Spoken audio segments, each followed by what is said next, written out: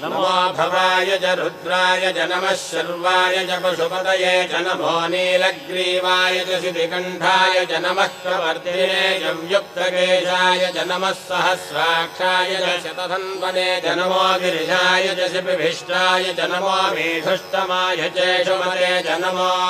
ह्रस्वाय च वामनाय च नमो बृहते च वर्षीयसे च नमो वृद्धाय च संवृद्धने च नमो अग्र्याय च प्रथमाय च नमो आशवे चाजिराय च नमः शीघ्रियाय च शीभ्याय च नमः ऊन्याय च वस्वन्याय च नमः स्रोतस्याय च दीप्याय च